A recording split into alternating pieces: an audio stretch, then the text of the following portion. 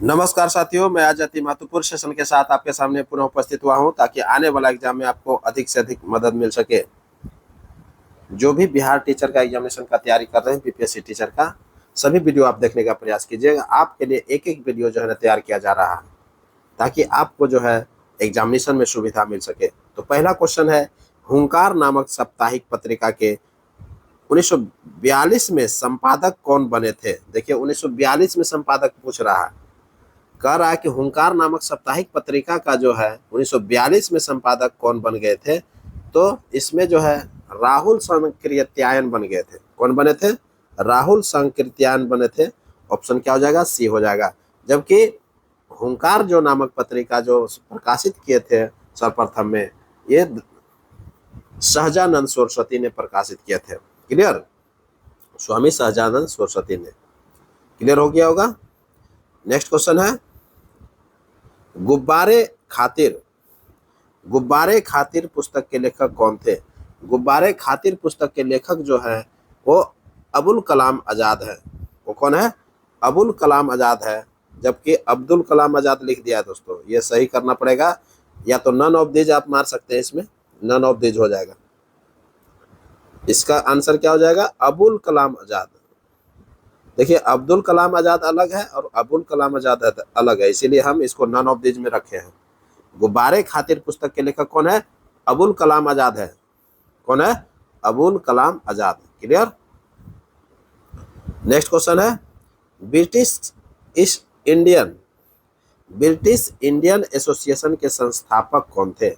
British Indian association के संस्थापक कौन थे? तो ब्रिटिश इंडियन एसोसिएशन के जो संस्थापक थे वो राजेंद्र लाल और राधाकांत देव थे। कौन थे? राजेंद्र लाल और राधाकांत देव थे। ऑप्शन क्या हो जाएगा? सी हो जाएगा। नेक्स्ट क्वेश्चन है, हिंट्स फॉर सेल्फ कल्चर। देखिए ये हिंट्स फॉर सेल्फ कल्चर हो जाएगा या फॉर हो जाएगा, ये कॉर लिख दिया है, ये फॉर कर लीजिएगा। हिंट्स फॉर सेल्फ कल्चर पुस्तक के लेखक कौन है? सेल्फ कल्चर होगा।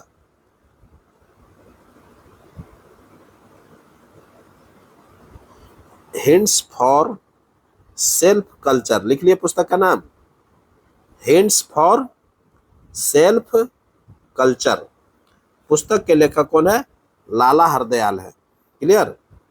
लाला हरदयाल है। तो ऑप्शन क्या हो जाएगा? लाला हरदयाल हो जाएगा। देखिए इसमें भी ऑप्शन थोड़ा गलती कर दिया है, तो लाला हरदयाल कर लीजिएगा इसको। लाला हरदयाल, लाला हरदयाल। टाइपिंग करने में बहुत मिस्टेक कर रहा है, इसलिए थोड़ा सा आप ध्यान में रखिएगा, हम सभी को सुधार करेंगे। लाला हरदयाल। तो हिंट्स फॉर सेल्फ कल्चर पुस्तक के लेखक जो है वो लाला हरदयाल थे। ऑप्शन ए हो जाएगा। क्लियर? नेक्स्ट क्वेश्चन है, भूदान आंदोलन के दौरान, भूदान आंदोलन, देखिए भूटान लिख दिया है, ये बार बार गलती कर रहा है ये लोग, इसको बोलना पड़ेगा। भूदान आंदोलन लिख लीजिएगा आप लोग। भूदान आंदोलन, भूदान आंदोलन के दौरान सबसे पहले भूमि किसने दान दिया था। भूदान जो आंदोलन हुआ था उसमें जो पहले जो भूमि दान किया था वो किसने किया था? तो रामचंद्र रेड्डी ने किया था। कौन किया था? रामचंद्र रेड्डी ने किया था। और भूदान आंदोलन के जो प्रणेता थे वो विनोबा भावे थे। क्लियर? तो इस तरह से क्लियर रखिएगा। 1951 में यह जो है आंदोलन चला था और ये पहला जो भूमि जो दान दिया था वो रामचंद्र रेड्डी ने दिया था। क्लियर? ये जो आंदोलन चला था ये आंध्र प्रदेश में स्टार्ट हुआ था। नेक्स्ट क्वेश्चन है, इंडियन मिरर पत्रिका के संपादक कौन थे। इंडियन मिरर पत्रिका के संपादक कौन थे? तो केशव चंद्र सेन है। कौन है? केशव चंद्र सेन है। ऑप्शन ए हो जाएगा। क्लियर? नेक्स्ट क्वेश्चन है, एक जीवधारी के रूप में पृथ्वी का वैज्ञानिक नाम क्या है। पृथ्वी का वैज्ञानिक नाम क्या है? जीवधारी के रूप में पूछा जा रहा है तो ग्रीन प्लैनेट होता है। क्या होता है? ग्रीन प्लैनेट होता है। ऑप्शन सी हो जाएगा। नेक्स्ट क्वेश्चन है, प्रथम जनजातीय लोकसभा अध्यक्ष कौन थे? प्रथम जनजातीय लोकसभा जो अध्यक्ष थे वो पीए संगमा थे। कौन थे? पीए संगमा थे, जनजातीय अध्यक्ष थे ये। तो प्रथम जनजातीय जो लोकसभा अध्यक्ष थे वो पीए संगमा थे, और प्रथम अध्यक्ष का अगर लोकसभा का पूछेगा तो जीबी मावलंकर थे। ये क्लियर रखिएगा। अभी जो वर्तमान में जो लोकसभा का अध्यक्ष है वो ओम बिरला है। क्लियर? अभी जो वर्तमान में अध्यक्ष है ओम बिरला है, जो कि 18वां लोकसभा का अभी सेशन चल रहा है, और 17वां लोकसभा का जो भी स्पीकर थे, लोकसभा स्पीकर, वो ओम बिरला ही थे। क्लियर हो गया होगा। नेक्स्ट क्वेश्चन है, निम्न में से कौन से कथन असत्य है? निम्न में से कौन सा कथन असत्य है? एक एक करके हम लोग देखेंगे। पहला है, बहुजन समाज का संस्थापक मुकुंद राव पाटिल थे। बिल्कुल सत्य है। बहुजन समाज के संस्थापक जो है मुकुंद राव पाटिल थे, ये बिल्कुल सत्य है। दूसरा है, हाली पद्धति बंधुआ मजदूर से संबंधित थे। बिल्कुल सत्य है। हाली जो पद्धति थे वह बंधुआ मजदूर से संबंधित थे, ये बिल्कुल सत्य है। क्लियर? तीसरा है,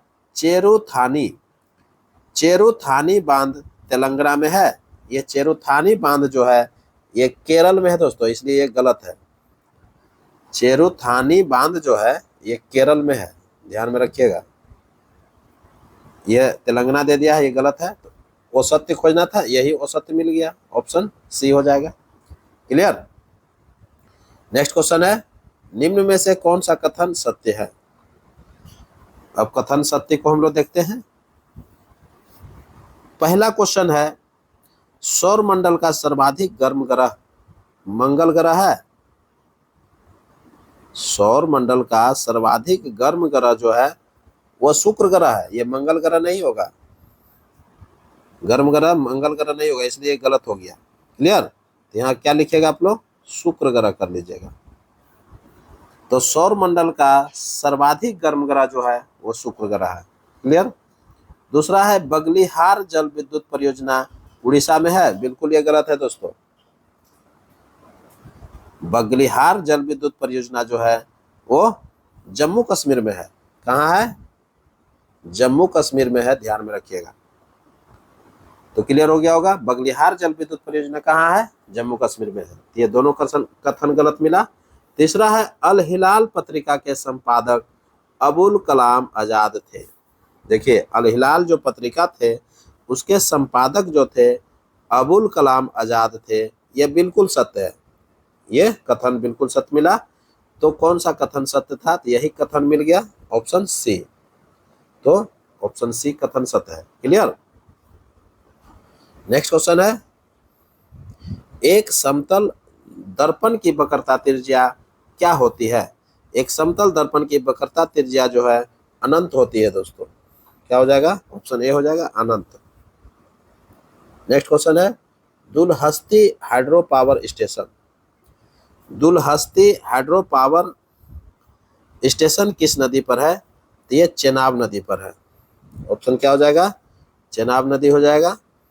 नेक्स्ट क्वेश्चन है, मेधा। देखिए, ये क्वेश्चन जो है ये मेधा बांध है। मेजा बांध है। कौन सा है? मेजा बांध किस नदी पर है? तो मेजा बांध जो है ये कोठारी नदी पर है। ऑप्शन क्या हो जाएगा? बी हो जाएगा। नेक्स्ट क्वेश्चन है, दशेर कथा के लेखक कौन थे? दशेर कथा के लेखक कौन थे? तो दशेर कथा का जो लेखक थे वो सखा गणेश देवस्कर था। सखा गणेश देवस्कर था। ऑप्शन सी हो जाएगा। नेक्स्ट क्वेश्चन है, पूर्ण आंतरिक परावर्तन होता है। पूर्ण आंतरिक परावर्तन होता है जब प्रकाश प्रवेश करता है। जब जो है प्रकाश प्रवेश करता है तो किसमें प्रवेश करता है? तो हीरे से जब कांच में प्रवेश करता है तो उस समय जो है प्रकाश का पूर्ण परावर्तन होता है। तो प्रकाश का पूर्ण आंतरिक जो परावर्तन की घटना होता है वो हीरे से जब कांच में प्रकाश प्रवेश करती है तो उस समय पूर्ण आंतरिक परावर्तन की घटना घटित होती है। तो आंसर क्या हो जाएगा? हीरे से कांच में प्रवेश करना। क्लियर? तो ऑप्शन सी हो जाएगा। नेक्स्ट क्वेश्चन है, बिहार में पाल शासकों के बारे में जानकारी कहाँ से मिलता है? बिहार में जो है पाल शासक की जानकारी जो है कहाँ से मिलता है? तो देखते हैं, देवपाल के मुंगेर अभिलेख से मिलता है। तो बिल्कुल देवपाल का जो मुंगेर अभिलेख है उसमें पाल वंश के शासकों का जानकारी मिलता है। क्लियर? दूसरा है, नारायण पाल का भागलपुर ताम्रपत्र अभिलेख से, नारायण पाल का भागलपुर ताम्रपत्र अभिलेख से पाल वंश की जानकारी मिलता है। ये बिल्कुल सत्य है। क्लियर? तीसरा है, महिपाल के नालंदा एवं मुजफ्फरपुर अभिलेख से पाल वंश की जानकारी मिलता है। तो महिपाल का जो, ये महिपाल प्रथम हो जाएगा, ये महिपाल प्रथम कर लीजिएगा, ये महिपाल है। तो महिपाल के नालंदा एवं मुजफ्फरपुर अभिलेख से महिपाल प्रथम है, या महिपाल लिखिए या तो महिपाल प्रथम लिखिए, महिपाल प्रथम। तो महिपाल प्रथम के नालंदा एवं मुजफ्फरपुर अभिलेख से जो है पाल वंश की जानकारी मिलता है। ये भी सत्य हो गया। तो ये तीनों से जो है पाल वंश के जानकारी मिलता है। तो उपयुक्त में से क्या हो जाएगा? एक से अधिक हो जाएगा। क्लियर? तो बिहार में पाल शासकों के बारे में जो जानकारी मिलता है वो देवपाल के मुंगेर अभिलेख से मिलता है। नारायण पाल का जो भागलपुर ताम्रपत्र अभिलेख है उससे प्राप्त होता है। और महिपाल प्रथम का जो है नालंदा एवं मुजफ्फरपुर से जो अभिलेख मिले हैं उसमें जो है पाल वंश की जानकारी मिलता है। क्लियर? ये उपयुक्त में से एक से अधिक हो जाएगा। नेक्स्ट क्वेश्चन है, बिहार के लिए सर्वाधिक प्राचीनतम स्रोत कौन सा है? बिहार के लिए सर्वाधिक प्राचीनतम स्रोत जो है वो अथर्ववेद को माना जाता है। इसको माना जाता है बिहार के लिए सर्वाधिक प्राचीनतम स्रोत जो है अथर्ववेद है। ऑप्शन ए हो जाएगा। नेक्स्ट क्वेश्चन है, बिहार में स्थित महाजन पदों के बारे में, बिहार में स्थित महाजन पदों के बारे में जानकारी किससे मिलती है? तो अंगुत्तर निकाय से मिलती है। किससे नहीं मिलता है? बिहार में पूछा जा रहा है कि स्थित जो महाजन पद है उसके बारे में कौन जानकारी देता है? तो अंगुत्तर निकाय देता है। ऑप्शन ए हो जाएगा। नेक्स्ट क्वेश्चन है, नालंदा के सरायटीला में उत्खनन से क्या प्राप्त हुआ है? नालंदा के सरायटीला में उत्खनन से क्या प्राप्त हुआ है? तो नालंदा के जो सरायटीला है उसमें पाल काल का बौद्ध विहार प्राप्त हुआ है। पाल काल का क्या प्राप्त हुआ है? बौद्ध विहार प्राप्त हुआ है। ऑप्शन बी हो जाएगा। क्लियर? नेक्स्ट क्वेश्चन है, सियर उल मुताखरिन के रचनाकार कौन थे? सियर उल मुताखरिन के रचनाकार कौन थे? तो गुलाम हुसैन तबतबाई थे। कौन थे? गुलाम हुसैन तबतबाई। ऑप्शन क्या हो जाएगा? ऑप्शन ए हो जाएगा।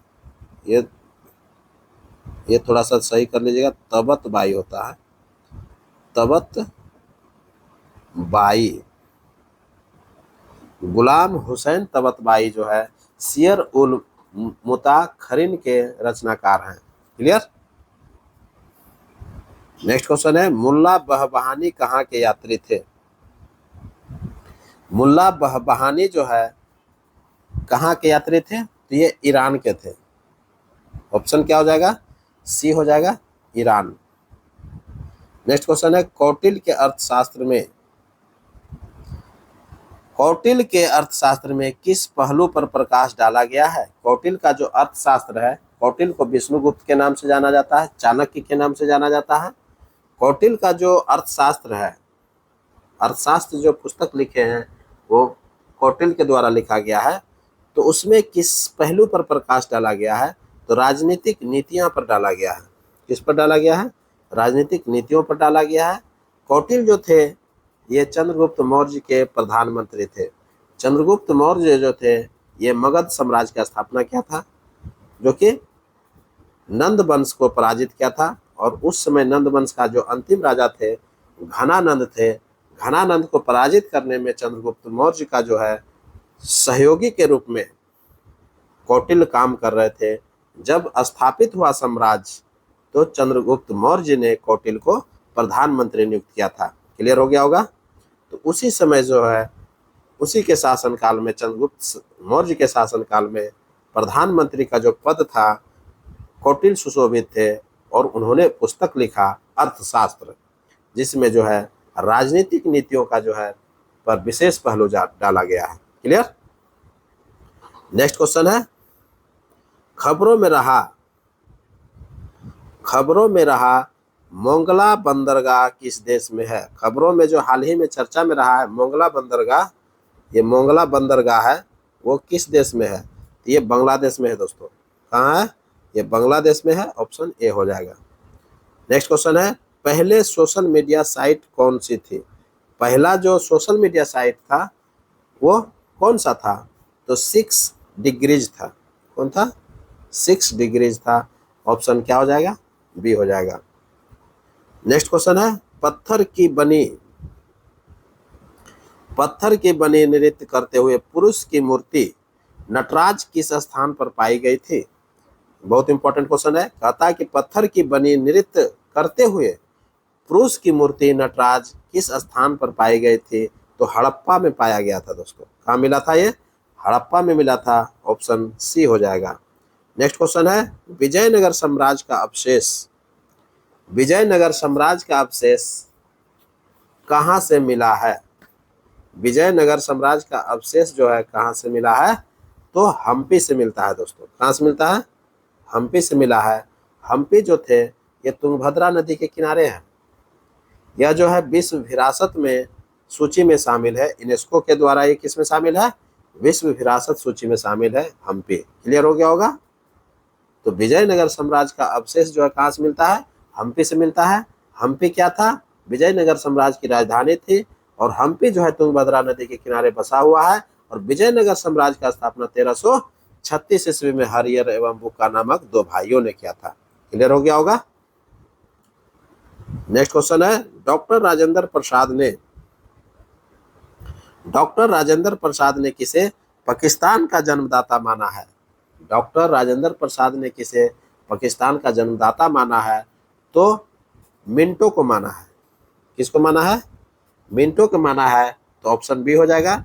क्यों माना है, क्योंकि मिंटो ने मार्ले मिंटो अधिनियम 1909 में लाया गया था। मिंटो जो है क्या किए थे, मार्ले मिंटो अधिनियम 1909 में एक अधिनियम लाया और उस अधिनियम के द्वारा जो है मुसलमानों के लिए एक अलग पृथक मताधिकार एवं पृथक निर्वाचन क्षेत्र का स्थापना कर दिया। 1909 को जो अधिनियम आया था मार्ले मिंटो सुधार अधिनियम, उसमें क्या किया था, मुसलमानों के लिए पृथक मताधिकार एवं पृथक निर्वाचन क्षेत्रों का स्थापना कर दिया। 1909 में मिंटो जो है भारत के वायसराय थे। उस समय मिंटो क्या थे, 1909 में भारत के वायसराय थे, जबकि सचिव जो थे वो मार्ले था। इसीलिए मार्ले मिंटो अधिनियम लाया गया। मिंटो जो है पाकिस्तान का जन्मदाता। मिंटो को कि इन गतिविधियों के कारण, यही जो गतिविधि था, ये जो सुधार अधिनियम लाया था 1909 ईस्वी में, इसी गतिविधियों के कारण ही डॉक्टर राजेंद्र प्रसाद ने इसे पाकिस्तान का जन्मदाता माना है दोस्तों। क्लियर, तो क्लियर हो गया होगा। नेक्स्ट क्वेश्चन की ओर बढ़ते हैं।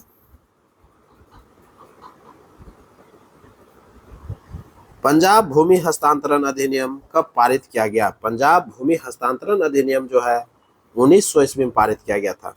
कब किया गया था, 1900 ईस्वी में पारित किया गया था। कर्जन ने इस अधिनियम को पारित कर पंजाब के किसानों को साहूकारों द्वारा, ये जो अधिनियम पंजाब भूमि हस्तांतरण अधिनियम था ये 1900 में पारित हुआ था और ये कर्जन ने पारित किया था। कर्जन ने इस अधिनियम को पारित करके पंजाब के किसानों को साहूकारों द्वारा दी जाने वाली जो बेदखली से बचाया था। ये क्या क्या था, साहूकारों द्वारा दी जाने वाली बेदखली से बचाया था। इस अधिनियम के अंतर्गत किसानों की सुविधा हेतु सहकारी समिति तथा कृषि बैंक की स्थापना की गई थी। इस अधिनियम के अंतर्गत क्या क्या था? किसानों की सुविधा हेतु क्या क्या सहकारी समिति और कृषि बैंक की स्थापना किया गया। क्लियर हो गया होगा। तो पंजाब भूमि हस्तांतरण अधिनियम जो आया था 1900 ईस्वी में आया था, करजन ने पारित किया था। क्लियर हो गया होगा। नेक्स्ट क्वेश्चन है, भारत में किसके शासनकाल में इंग्लिश ईस्ट इंडिया कंपनी का गठन हुआ? भारत में किसके शासनकाल में इंग्लिश ईस्ट इंडिया कंपनी का गठन हुआ था?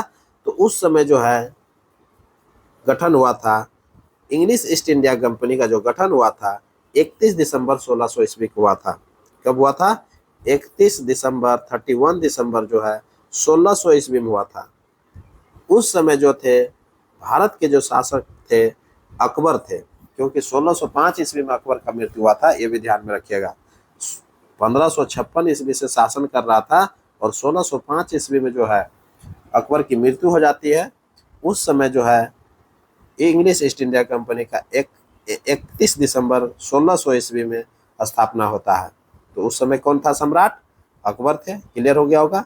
कंपनी ने ब्रिटेन की महारानी एलिजाबेथ से, कंपनी ने क्या किया कि ब्रिटेन की महारानी एलिजाबेथ से चार्टर हासिल कर लिया और करके भारत के साथ व्यापार करने का अधिकार प्राप्त किया था। क्लियर।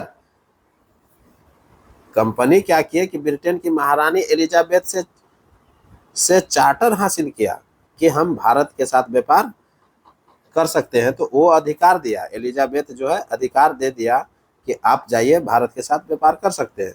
तो इस स्थिति में जो है इंग्लिश ईस्ट इंडिया की कंपनी 31 दिसंबर 16 ईस्वी को भारत में कर देता है और उस समय जो शासक थे अकबर थे। क्लियर हो गया होगा। तो ऑप्शन सी हो जाएगा। नेक्स्ट क्वेश्चन है, बंगाल विभाजन की घोषणा, बंगाल विभाजन की घोषणा कब की गई थी? बंगाल विभाजन की घोषणा जो हुआ था 19 जुलाई 1905 ईस्वी को हुआ था। 19 जुलाई 1905 ईस्वी को बंगाल विभाजन की घोषणा लॉर्ड कर्जन के द्वारा किया गया था, जबकि यह जो प्रभावी हो गया था यह घोषणा 16 अक्टूबर 1905 ईस्वी को यह घोषणा लागू हो गया और बंगाल को दो भागों में बांट दिया गया, एक पूर्वी बंगाल, एक पश्चिमी बंगाल। क्लियर। पूर्वी बंगाल जो कि बांग्लादेश के नाम से जाना गया और पश्चिमी बंगाल जो अभी हम लोग पश्चिम बंगाल के रूप में जानते हैं। क्लियर हो गया होगा। तो इसी के बंगाल विभाजन के विरोध में ही क्या क्या था, स्वदेशी आंदोलन का प्रारंभ कलकत्ता के टाउन हॉल में किया गया था 7 अगस्त 1905 ईस्वी को। यह भी ध्यान में रखिएगा।